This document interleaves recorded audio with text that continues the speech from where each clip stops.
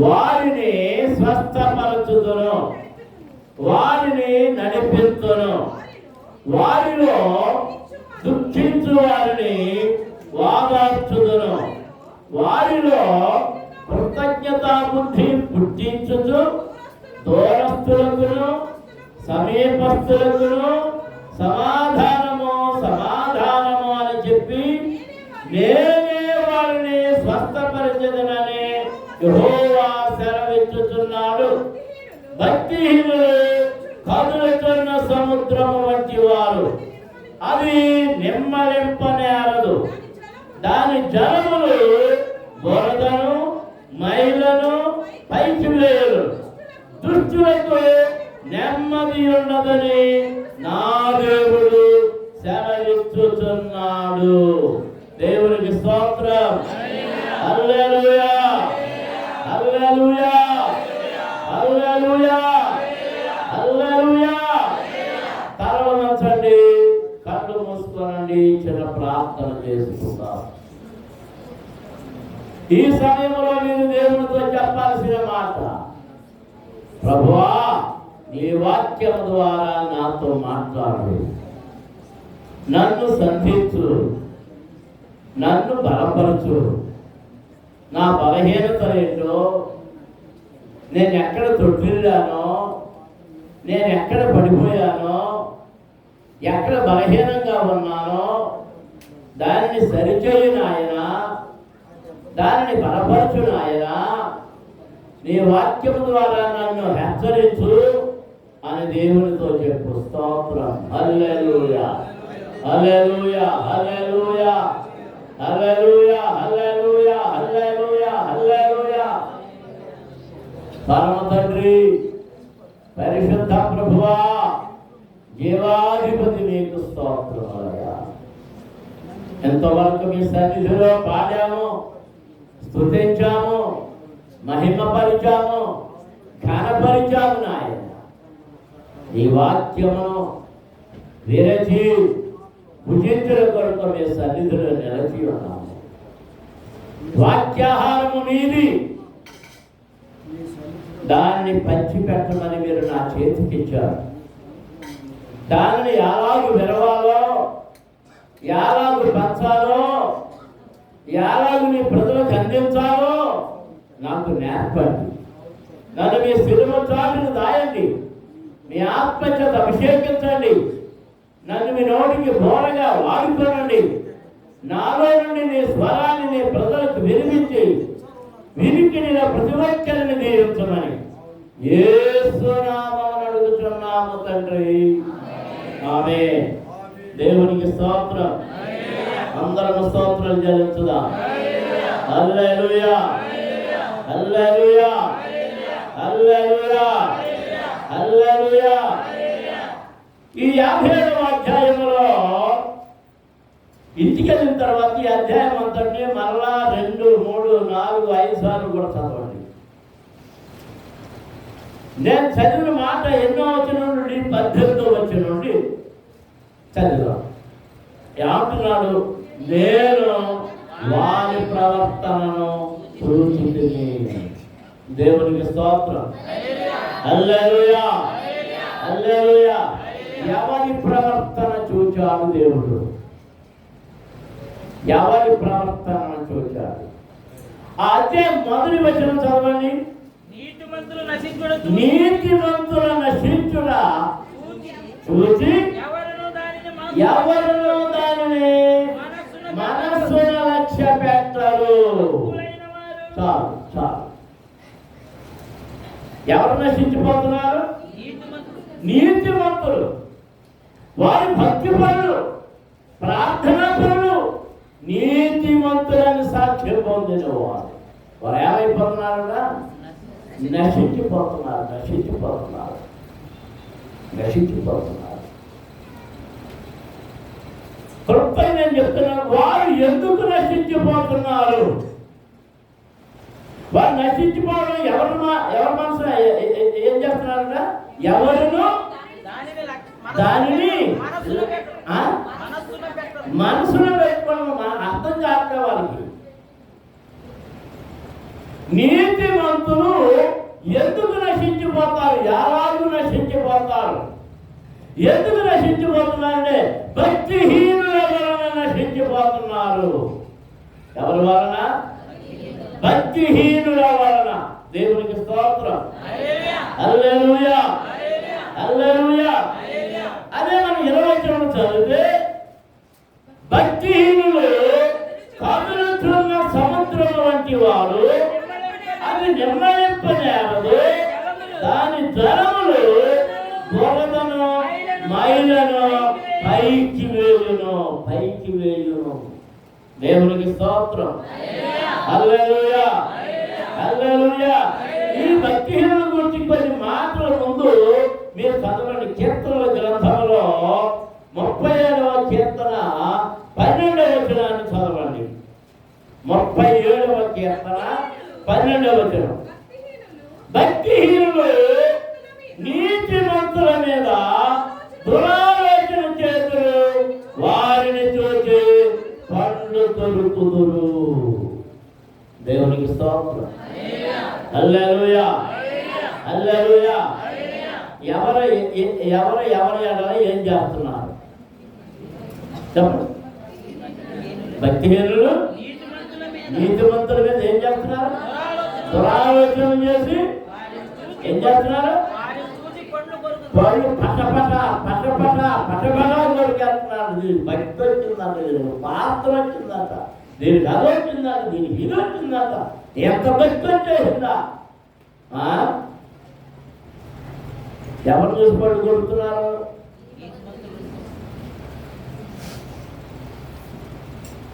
నువ్వు దేవుని సన్నిధికి వెళ్ళడం భక్తిహీనులకు ఇష్టం ఉండదు. అది ఇంట్లో వాళ్ళకి సరే.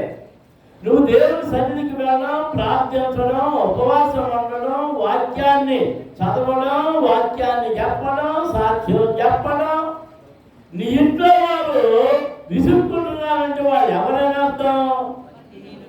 భక్తిహీనులు. భక్తిహీనుడు అంటే అర్థం ఏంటో తెలుసా? అర్థం తెలుసా? భక్తిహీనులు వేరు, దేవుణ్ణి ఎరుగని వారు వేరు. భక్తిహీనులు దేవుని ఎరుగుని, దేవుని జారిపోయిన వారు.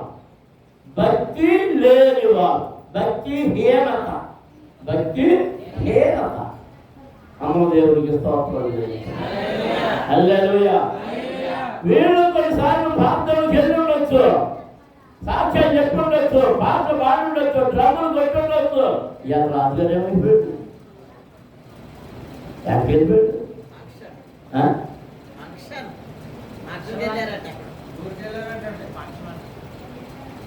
సంవత్సర ఫంక్షన్, ఈ సంవత్సర ఫంక్షన్ తగలయ్యా.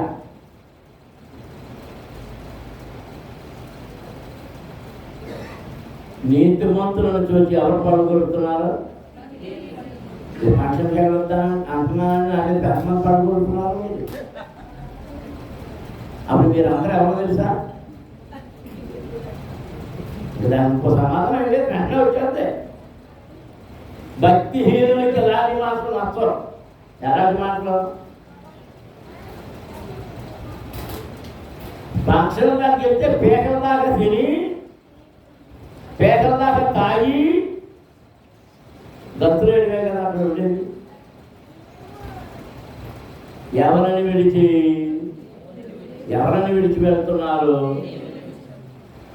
మొదటి కీర్తనలో ఏమని వ్రాయబడి ఉంది? దుష్టుల ఆలోచన చొప్పున నడవక, పాపుల మార్గమున నిలవక, అపహాసులను కూర్చుండు చోటను కూర్చుండక. ఆ ప్రసంగం చేసేది, అది చేసేది ప్రసంగం. అంత తర్వాత మనం జరగదనా?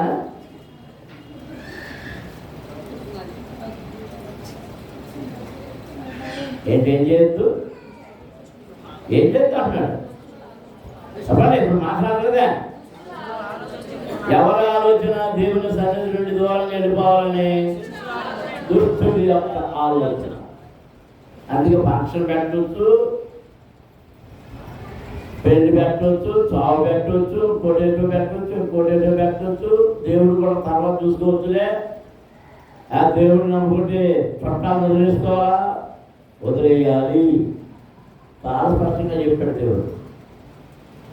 అన్నదమ్ములనైనాను, అక్క చెల్లెళ్ళనైనాను, ఎండ్లనైనాను, భూములనైనాను, తన ప్రాణము సహా వదలకుంటే వాడు నావాడు కాడు. వాడు నావాడు కాడు.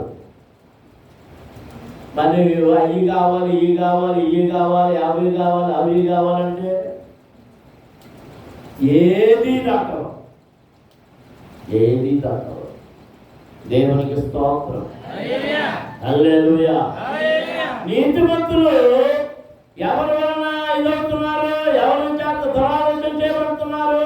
భక్తిహీనులు నీతిమంతుల మీద దురాలోచన చేతురు, వారిని చూసి పట్లు కొరుకుదురు. ఆ 37 వచ్చిన 14 వచ్చిన చదవండి. దీనులను దరిద్రులను పడద్రోయుటకై యథార్థముగా ప్రవర్తించు వారిని చంపుటకై భక్తిహీనులు కత్తి తీసి ఉన్నారు, విల్లెక్కు పెట్టి ఉన్నారు. ఎవరి మీద? ఎవరి మీద? అక్కడ ఉన్న మనం చెప్తాం. యథార్థంగా ఉండేది ఎవరు? యథార్థంగా ఉండేది ఎవరు? నీతిమంతులే. అదే కీర్తనలో 27 వచనం చదవండి. భక్తిహీనులు అప్పు చేసి తీర్చగయందురు, నీతిమంతులు దాక్షిణ్యము కలిగి ధర్మమిత్తురు. దేవునికి స్తోత్రం. హల్లెలూయా. భక్తిహీనులు ఏం చేస్తారట? అప్పు చేసి తీర్చరాట. నువ్వు నాకు ఎప్పుడు ఇచ్చావు?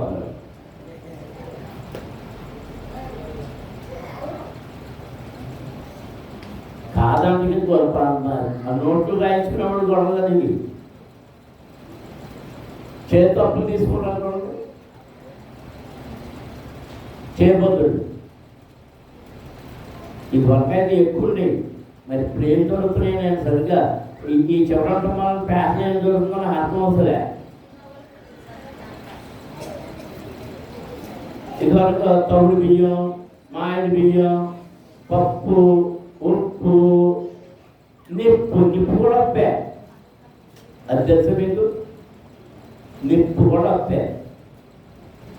పక్కడికి వెళ్ళి ఆ నిప్పు కనుకలు తెచ్చుకోవడం, దాన్ని నిప్పు కనుకలు తెచ్చుకోవడానికి ఏది దొరకకపోతే చిన్న పొట్టమోడు చుట్టి దాన్ని అందించి ఉప్పుగా ఊరుకుంటా ఇంటికి వెళ్ళడం.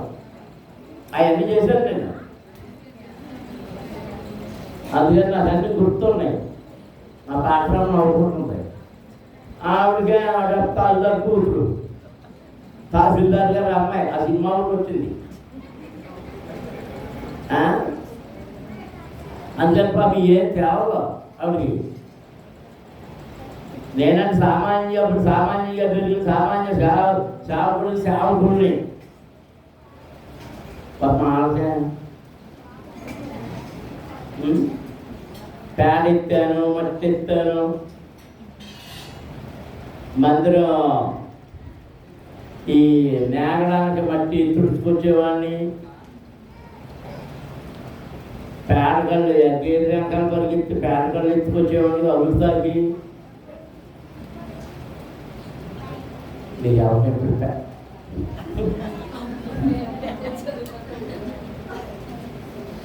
మ్యాప్ పెడతాకే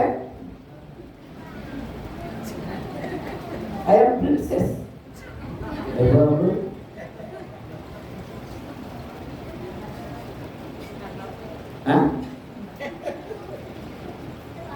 గర్ల్స్ ముగ్గు మూసుకొని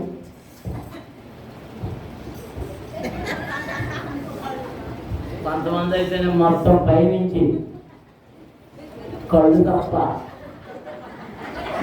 ఎందుకు మళ్ళీ ఈ 50 గుర్తు రాస్తామని భయం. దేవుని సేవ చేస్తూ దేవుని మందిరం పనిచేస్తున్నారని గుర్తుపట్టారని చెప్పుకుంటారా? అంత సిగ్గుపడితే నీ గురించి దేవుడు ఎంత సిగ్గుపడతారన్నా అన్న నోయలా జోయలు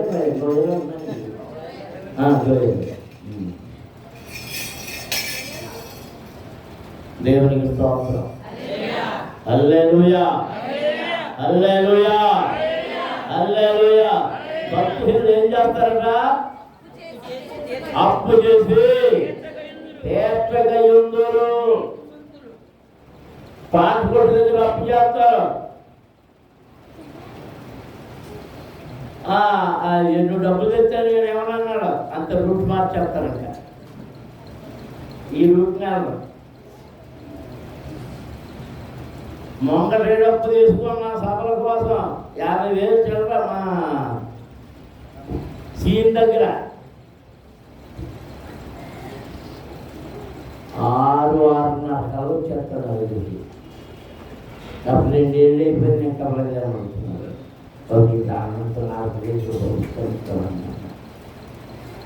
నా అప్పులన్నీ దేనికో తెలుసా? ఇంచుమించు 25 లక్షలకు ఉంటాయి. కేవలం సఫల కోసం చేసినప్పుడే. కేవలం సఫల కోసం చేసి నా సొంత కోసమో నా పిల్లల పెళ్లి కోసమో లేకపోతే వాటి కోసం వీటి కోసం చేసి కేవలం అదేంటో విచిత్రం. నా అర్థం కాదు. దేవుడు నాకు ఎందుకు ఈ శిక్ష చేసాడో అర్థం కాదు.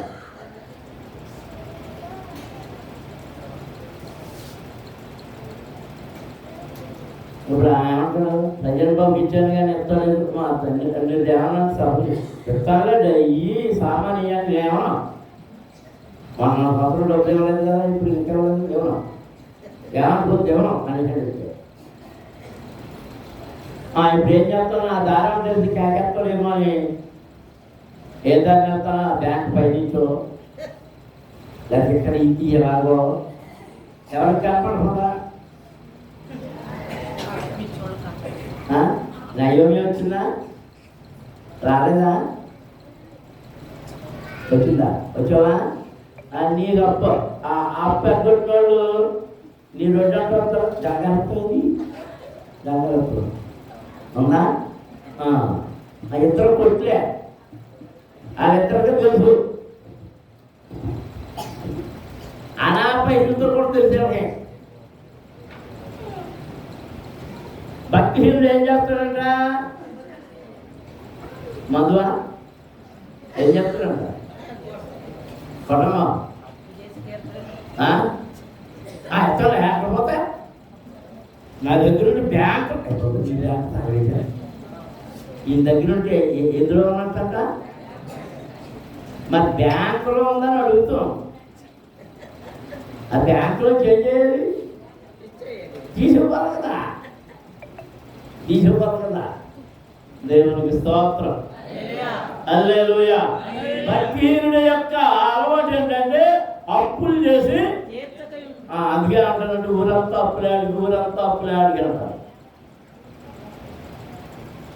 ఈడు నిప్పులాంటి సారాయ తాగాలి. ఆ నిప్పులాంటి సారా తాగాలంటే ఏం చేయాలి? అప్పు చేయాలి. మాసం మొక్కలేందే ముద్దరేగం. ఉన్నదాంతో సరిపెట్టుకోవడం రాదు.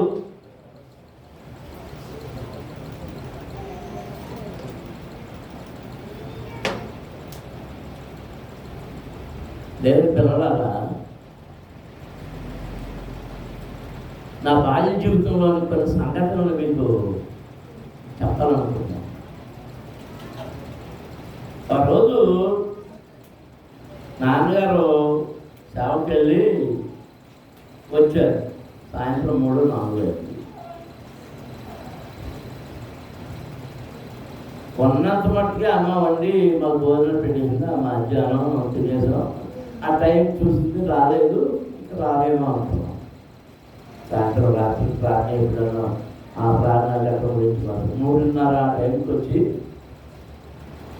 అన్నం పెట్టమన్నారు. కూర లేదు అండి. పట్టరాని పెద్దోడా ఎలారా వెళ్ళి కారం నేను తీసుకురా అన్నారు. కారం తీసుకొచ్చాను, కొంచెం కలుపుకున్నారు. నేను మొదలుపెట్టిన కారంతో మొక్క చేయడం కొంచెం కష్టం కదా. అప్పుడు ఏం చేశారంటే గ్లాసులో నీళ్లు అన్నంలో పోసుకొని నన్ను ఉప్పు తెమ్మని ఆ ఉప్పు అందులో వేసుకొని అది తెప్ప రేపు పెద్దోడ ఎప్పుడైనా ఇబ్బంది వచ్చినప్పుడు కూరని అదని ఇదని చూడక ఇలా నీళ్ళతోనైనా తినేడు నేర్చుకోవాలని చెప్పారు.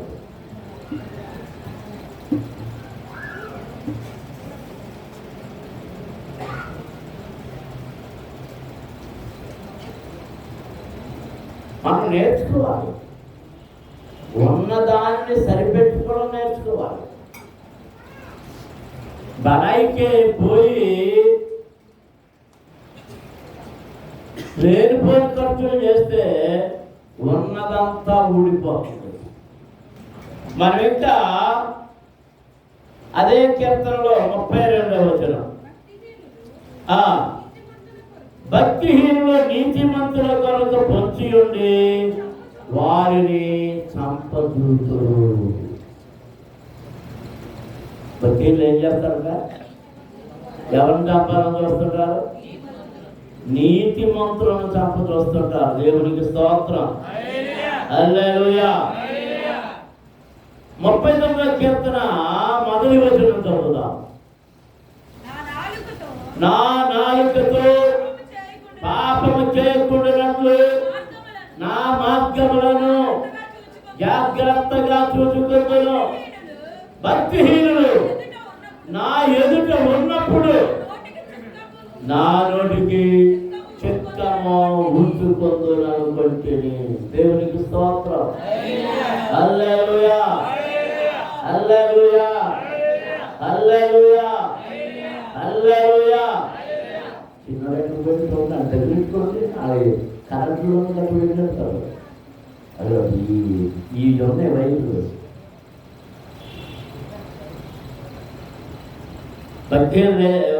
ఏం చేస్తారట? మన నోటి మాటలతో చిక్కించుకోవాలని చూస్తారు. మనం ఏం మాట్లాడినా తప్పే పెట్టుకోవాలని చూస్తారు. కనుక భక్తిహీనుడు నా ఎదుట ఉన్నప్పుడు వారు ఉన్నప్పుడు నా నోటికి ఏమర్చుకుంటాను? చిక్కం. ఎందుకు చిక్కం? అని నా నోటికి తాళం వేసుకుంటాను. నేను మాట్లాడు. ఎందుకంటే మాట్లాడటం మొదలు పెడితే మాటకి మాట తెగులు, నీటికి నాచు తెగులు. ఒక మాట మాట్లాడితే ఆటోమేటిక్ ఇంకొక మాట అంటారు, ఆ మాట మళ్ళీ ఇంకో మాట అంటాం. అలా ఏమైపోతుంది? జగడం పెరిగిపోతుంది, జగడం పెరిగిపోతుంది. దేవునికి స్తోత్రం, హల్లెలూయా. అయితే ఈ భక్తిహీనులు చిగురుస్తూ ఉంటారు. వర్తనను చూసినప్పుడు మనకు చాలా బాధ కలుగుతూ ఉంటుంది. అయితే 92వ కీర్తన 7వ వచనం చదువుతాం. 92వ కీర్తన 7వ వచనం.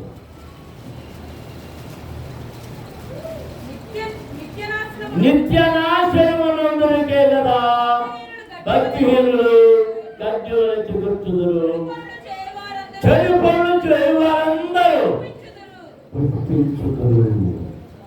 దేవునికి స్తోత్రం, హల్లెలూయా, హల్లెలూయా, హల్లెలూయా, హల్లెలూయా, హల్లెలూయా. దేవునికి స్తోత్రం. దేవుని పిల్లలారా, భక్తిహీనులు ఎలా ఉన్నారట? గట్టి వలె చిగురు వేస్తున్నారు. ఇంకా ఎలా ఉన్నారు? చెడు పనులు చేయవారందరూ పుష్పించడం అంటే ఆ పువ్వులు వేస్తే ఎలా కనపడతాయి? చాలా అందంగా, రమ్యంగా, చాలా రమ్యంగా.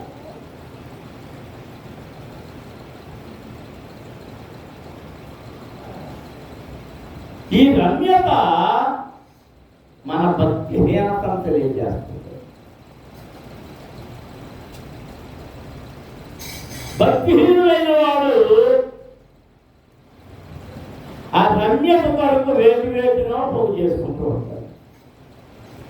పోగు చేసుకునేటప్పుడు ఆవిడ పోగు చేసుకోవడానికి కొరకు ఏం చేస్తాడంటే అవినీతిని చేస్తాడు, అన్యాయం, అక్రమం.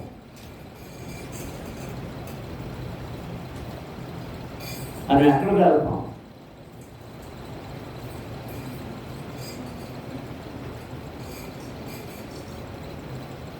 ఈ మధ్య సేవకులు ఒక ఇల్లు కడుతున్నారు.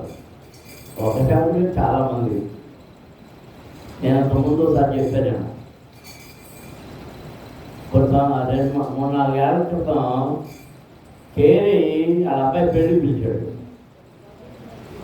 అంతకుముందు ఎప్పుడో 2-3 ఏళ్ళు అయిపోయింది, అడగలేదు 4 ఏళ్ళు. ఆ పెళ్లి పిలిచినప్పుడు పెళ్లి చేయడానికి వెళ్ళాను. నేను వెళ్ళినప్పటికీ ఇక పందిరిలో కార్యక్రమం ప్రారంభం తనగా పందిరికి వెళ్ళిపోయాను. అయిపోయిన తర్వాత 5 భోజనం ఇంటికి వచ్చాడని తీసుకుపోయాడు. ఇంట్లో అడుగు పెట్టలేదు. నేను అడుగు పెట్టచ్చా లేదా అని అంతగా అడుగు పెట్టిన వెంటనే నా గుండె నిండా అసూయ. ఎందుకో తెలుసా?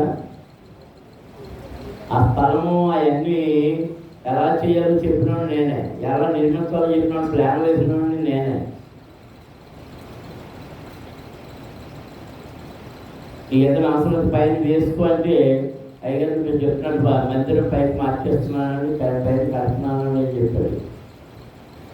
ప్రవేశించేటప్పటికి ఆ గదులన్నీ ఎలా ఉన్నాయంటే బహురమ్యంగా ఉన్నాయి, మామూలు రమ్యత కాదు. అలాగే ఇంకో సేవకుడు పునాది నేనే వేశాను, ఓపెనింగ్ నేనే చేశాను, అది భోజనం చేస్తున్న పాత్రలో నేను లెక్కలేస్తున్నాను. అందరూ ఉన్నారు. ఒక్కొక్క గదికి రూఫ్కే 1,50,000 ఖర్చు పెట్టారు. ఏంటి 10 ఏళ్ళ తర్వాత రూఫ్ ఏమవుతుందో తెలుసా?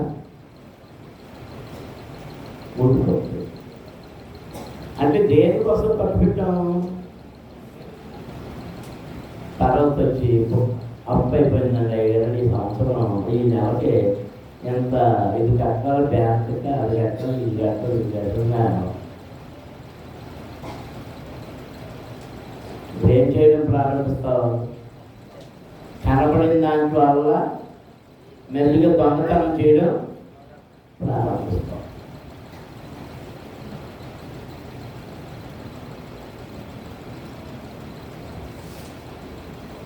మా ఇంట్లో పెద్ద పెద్ద సోఫాలు, పెద్ద పెద్ద ఇలాంటి ఎప్పుడు కొనలేదు.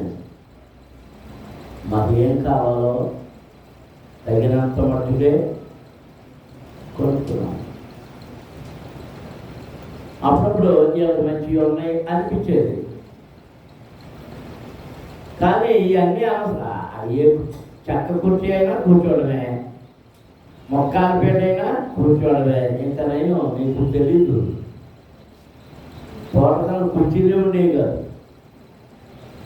పూర్వకాలం కుర్చీలే ఉండేవి కాదు. మన ఊళ్ళో వైరు కుర్చీలు మొట్టమొదటి నేనే ఈ వాయిదాల పద్ధతిలో 4 కుర్చీలు కొన్నాను. వైరు కుర్చీలు, అలా సోఫాలు, అది అప్పుడు చెక్క సోఫాలు. కానీ వాటిని మించి ఇంకా అందమైన వాటి వరకు రాకు రాలేదు. కానీ ఆశ్చర్యంగా ఇప్పుడు ఆలోచిస్తుంటాను, అక్కడ అన్నీ ఏం కనబడుతున్నాయి? ఆ సోఫాలు అవన్నీ.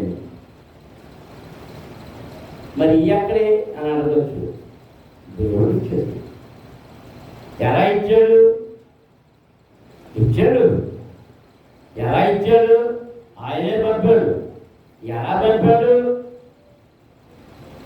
నా కూతురు వాడడం మానేసి నేను పట్టుకొని పెడుతున్నాను. అది ఒక పక్కకి కొనుక్కుంటున్నారు. ఎక్కడికి వచ్చినాయంటే అది వేరే కొనుక్కుంటున్నారు అంటున్నారు. అంటే నిన్ను ఆశీర్వదించాలని దేవుడు అనుకున్నప్పుడు నీ ఆశ తీర్చాలని అనుకుంటే అది నీకు ఉచితంగానే ఇస్తాడు. నేను నమ్ముతున్నా. నన్ను దేవుడు స్తోత్రం. హల్లెలూయా. నీతిమంతుల యొక్క పరిస్థితి చూసినప్పుడు 18 మొదటి భాగం, నేను వారి ప్రవర్తనను చూచితిని. ఏం చూశాడు? ఎవరి ప్రవర్తన?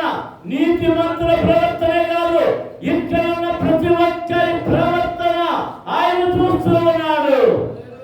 దేవునికి స్తోత్రం. నీ ప్రవర్తన చూస్తున్నాడు, నా ప్రవర్తన చూస్తున్నాడు. నా యథార్థత ఎంతో, నీ యథార్థత ఎంతో, నీ నీతి ఎంతో, నా నీతి ఎంతో, నా నడవడిక ఎంతో, నీ నడవడిక ఎంతో, నా మాట ఎంతో, నీ మాట ఎంతో. ఆయన ఏం చేస్తున్నాడు చెప్పండి? చూస్తున్నాడు. దేవునికి స్తోత్రం. దేవునికి యథార్థముగా ఉన్నామా, మనుషులకు యథార్థముగా ఉన్నామా లేదా అనేది ఆయన పరిశీలన చేస్తూ ఉన్నాడు. దేవునికి స్తోత్రం. మనం ఉన్నది ఎక్కడ? ఈ లోకము. ఈ లోకం ఎలాంటిదట? అదే కింద వచనం 20వ వచనం, భక్తిహీనులు కదులుతున్న సముద్రం వంటి వారు, అది నెమ్మలించరు, దాని జలములు బురదను మైలను ఏం చేస్తారే? పైకి చేస్తున్నాయి, పైకి చేస్తున్నాయి. భక్తిహీనుడు నీతిమంతులు చూసి అసూయపడి ఏదేదో మాట్లాడుతున్నారు. నేను అడగనా, చిన్నప్పటి నుంచి అడగనా, అది అడగనా, ఇది అడగనా, అది అడగ కదా, ఇది అడగ కదా, అది అడగ కదా. ఏం చేస్తుంటారు? ఏం చేస్తుంటారు? అంత మురిగిపోయిన, అడుక్కు వెళ్ళిపోయిన మైలంతటినీ మొత్తంతటినీ పైకి వేస్తుంటారు, పైకి వేస్తుంటారు, పైకి వేస్తుంటారు. అది భక్తిహీనుడి యొక్క లక్షణం. యోబు దగ్గరికి వెళ్ళిన స్నేహితులు కూడా అలాగే అంటున్నారు. దేవుని ఎదురు యోబు నీతిమంతుడుగా, యథార్థవంతుడుగా, భక్తిపరుడుగా, ప్రార్థనాపరుడుగా కనబడుతుంటే వీళ్ళు వెళ్ళంటున్నారు, నువ్వు అప్పుడు ఆ మోసం చేయలేదా, ఇప్పుడు ఈ మోసం చేయలేదా, అది ఆ విధవరాలు మోసం చేస్తలేదా, వీడిని మోసం చేస్తలేదా, ఆ ఆస్తులు లాక్కోలేదా, ఏ ఆస్తులు లాక్కోలేదా?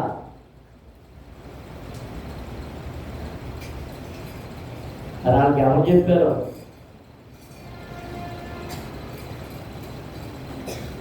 రాష్ట్రులకు దేవుడు ఎదుట నీతిమంతులుగాను, యథార్థవంతులుగాను, భయభక్తులుగా ఉన్న వాడు గాను జ్ఞానాన్ని కనిపించాడు. ఆయన సాక్షి చెప్పాడా లేదా? సాక్షి చెప్పాడైనా. అంటే వీళ్ళు చాలా మంది ఏం చేస్తారంటే వాళ్ళలో ఉన్న దుర్బుద్ధి, వాళ్ళలో ఉన్న దురాలోచన, వాళ్ళలో ఉన్న దుర్గుణాలు ఎవరి మీద పెడతారు? యథార్థంగా ఉన్న వారి మీద పెడతారు.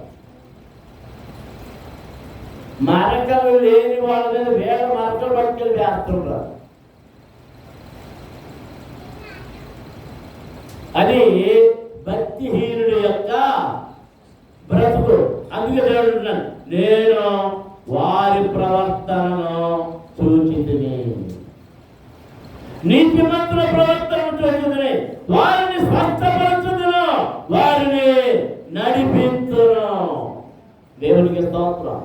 ఈ మధ్యాహ్న సమయంలో నీవు నీతిమంతుడు అయితే నీకే, నీతిమంతురాలు అయితే నీకే ఈ మాట, నేను నీ వైపు చూచుతున్నాను, నేను నీ వైపు చూచుతున్నాను. నీ నడకను చూస్తున్నా, నీ పడకను చూస్తున్నా, నీ పరిశీలన చూస్తున్నా, నీ హృదయాన్ని చూస్తున్నా, నీ అంతరంగాన్ని చూస్తున్నా, నీ ఆలోచన, నీ ఉద్దేశమును చూస్తున్నా. నేను నిన్నేం చేస్తాను? స్వస్థపరచుదును. విడిపిస్తాను, నడిపిస్తాను. దేవునికి స్తోత్రం. హల్లెలూయా, హల్లెలూయా. నడిపిస్తాడు నా దేవుడు,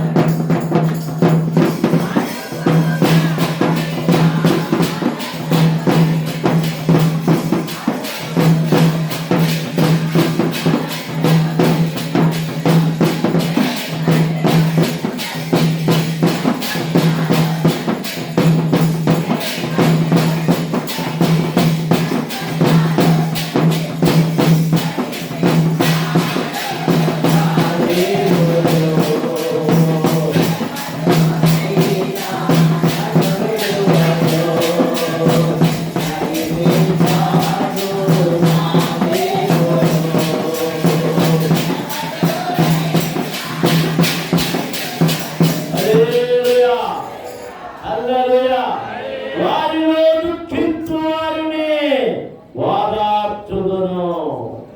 దేవునికి స్తోత్రం. హల్లెలూయా. నువ్వు దుఃఖంలో ఉన్నావా? నీవు నీతిమంతురాలైతే, నీవు నీతిమంతులైతే, నీవు దేవుని యందు భయభక్తులు కలిగిన వ్యక్తులైతే, ఆయన యందు శ్రద్ధాశక్తులు కలిగి ఉంటే, ఆయన నీ వైపు చూసినప్పుడు, నీ ప్రవర్తన చూసినప్పుడు, నీ వ్యాధి బలహీనతను చూసినప్పుడు విడుదల చేయడం, ఆశీర్వదించడం, స్వస్థపరచడమే కాదు, ఆయన ఏం చేస్తున్నాడన్నా? దుఃఖించు వారిని వాదారుస్తున్నాడు. నీ కళ్ళ నుండి నీళ్ళు వస్తున్నాయా? నువ్వు రహస్యంగా ఏడుస్తున్నావా? చాలా మంది రహస్యంగా ఏడుస్తారు, ఎవరికి కనిపించకుండా ఏడుస్తారు, మంచం మీద పట్టుకొని ఏడుస్తూ ఉంటారు, ఏదో గదిలోకి పోయి ఏడుస్తూ ఉంటారు, ఎక్కడ ఒంటరిగా ఉన్నప్పుడు ఎవరు చూడకుండా ఏడుస్తుంటారు. ఆ దుఃఖము, ఆ కన్నీళ్లు ఎవరికి మాత్రం కనబడుతున్నాయి? ఆయనకి కనబడుతున్నాయి. ఆయన అంటున్నాడు, నేను నిన్ను ఓదార్చును, నీ కన్యలను తుడుస్తాను, నీ కన్యలను తుడుస్తాను. దేవునికి స్తోత్రం. హల్లెలూయా, హల్లెలూయా, హల్లెలూయా, హల్లెలూయా. కన్యలతో క్రైస్తవుడా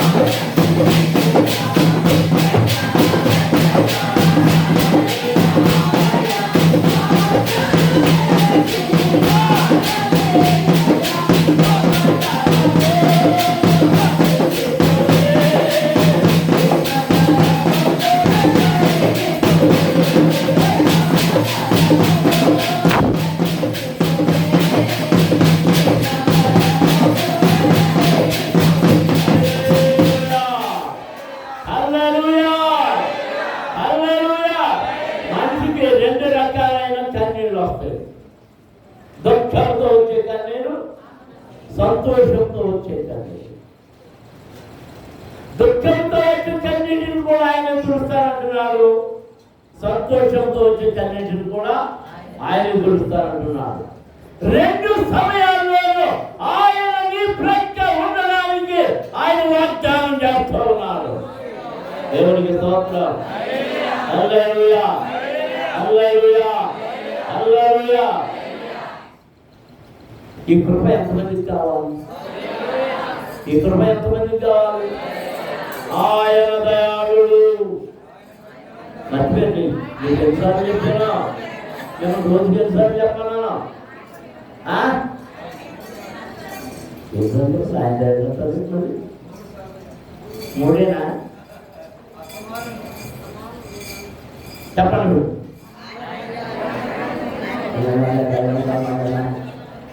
చెప్పలే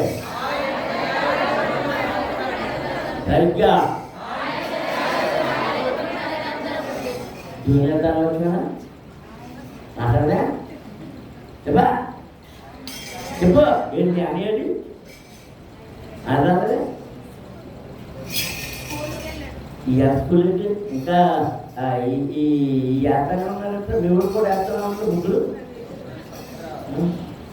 ఈ ముగ్గురు కూడా వెళ్తారు ఆయన. యెహోవా దయాళుడు, ఆయన కృప నిరంతరముండును. యెహోవా దయాళుడు, ఆయన కృప నిరంతరముండును. యెహోవా దయాళుడు, ఆయన కృప నిరంతరముండును. దేవునికి స్తోత్రం. ఆయన కృప కావలసిన వారందరూ చెప్పవలసిన మాటలు. దేవునికి స్తోత్రం. హల్లెలూయా. కష్టంలో ఉన్నావా? ఈ మాట చెప్పి ఆ మంత్రాలు అంటారు కదా, ఆ మంత్రం నీకు ఇదే. నువ్వు చెప్పాల్సిన మంత్రం ఇదే. నువ్వు మంత్రమే అనుకుంటావు, తంత్రమే అనుకుంటావు, యంత్రమే అనుకుంటావు, చంత్రమే అనుకుంటావు, ఏమనుకుంటావు. నీకు కష్టం కలిగినా ఇదే చెప్పు, బాధ కలిగినా ఇదే చెప్పు, ఏడ్పు కలిగినా ఇదే చెప్పు, సంతోషం కలిగినా ఇదే చెప్పు, వ్యాధి కలిగినా ఇదే చెప్పు. అప్పుడు ఆయన కృప నీ మీదకి ప్రవహిస్తూ ఉన్నది. ఆయన నిన్ను చూస్తూ